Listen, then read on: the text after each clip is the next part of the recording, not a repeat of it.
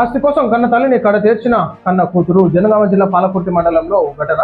ఆస్తి కోసం కన్న తల్లిని కసాయి కూతురు చంపింది.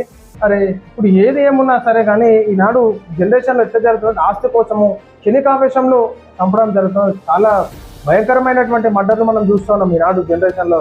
తెలంగాణ రాష్ట్రం అయితే భారతదేశంలో మొత్తం అసలు పిల్లలని తల్లిని చంపుడు, తల్లిలని పేరెంట్స్ని పిల్లలు చంపుడు, భార్యని భర్త చంపుడు, భర్తని భార్య చంపుడు, ఈ విధంగా జరుగుతుంది. అంటే ఈనాడు చట్టాలలో మార్పు తీసుకురావాల్సినటువంటి అవకాశం ఎంతైనా ఉంది. ఈనాడు పబ్లిక్కి కూడా మోటివేషనల్గా ఖచ్చితంగా ఈనాడు తెలంగాణ రాష్ట్ర వ్యాప్తంగా ఏదైనా ఒకటి ఖచ్చితంగా చట్టబద్ధత చేయాలి, చట్టాలను సవరించాల్సిందిగా మేము కోరుతాము. ఎందుకంటే ఇష్టానుసారంగా మర్డర్లు అంటే భయం లేకుండా పోతుంది. ఈనాడు సరే 3 సంవత్సరాలు 4 సంవత్సరాలు అప్పుడు చూసుకుందామని చెప్పేసి జైళ్ళ కోవుడు వచ్చుడు ఈ విధంగా జరుగుతుంది. కాబట్టి ఖచ్చితంగా మనం చూసుకోవాలి. ఈనాడు ఏది పోలీసులు తెలిపిన వివరాల ప్రకారం పెద్దతండాకు చెందిన లక్ష్మి అనే మహిళకు సంగీత అనే కూతురు ఉంది. 5 ఏళ్ల క్రితం వీరయ్య అనే యువకుడితో తన కూతురు పెళ్లి చేసింది.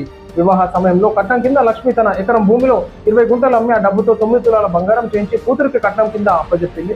అయితే మిగిలిన భూమి డబ్బు కూడా తనకు ఇవ్వాలని సంగీత తన తల్లిని పలుమార్లు వేధించింది.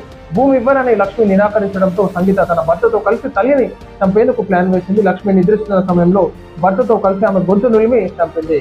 గ్రామస్తుల సమాచారం మేరకు పోలీసులు ఘటనా స్థలానికి చేరుకొని కేసు నమోదు చేసి దర్యాప్తు చేస్తున్నారు. ఈరోజు ఈ విధంగా ఆస్తి కోసం కొంత తల్లినే చంపింది. అంటే ఇక బిడ్డ అల్లుడు కలిసి ఇద్దరు కలిసి చంపారు మొత్తం మీద తల్లి. అసలు ఏమవుతుంది, జనరేషన్ సంబంధాలు ఎక్కిపోతున్నాయి.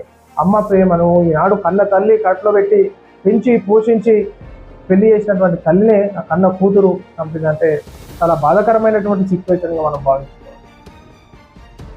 ఈనాడు ఖచ్చితంగా సుప్రీంకోర్టు కానీ హైకోర్టు కానీ దీనిపైన ఇటువంటి కేసులను పరిగణనలోకి తీసుకొని ఏ విధంగా జరుగుతున్నాయి, ఈనాడు ఆ నేరాలు ఏ విధంగా జరుగుతున్నాయి, మర్డర్లు మానభంగాలు ఏ విధంగా జరుగుతున్నాయి దాని మీద ఖచ్చితంగా ఫోకస్ పెట్టాల్సిందిగా మేము రిక్వెస్ట్ చేస్తున్నాం. సో ఎవరున్నా ఈ విధంగా చేయొద్దని చెప్పేసి నేను కోరుకుంటున్నాను.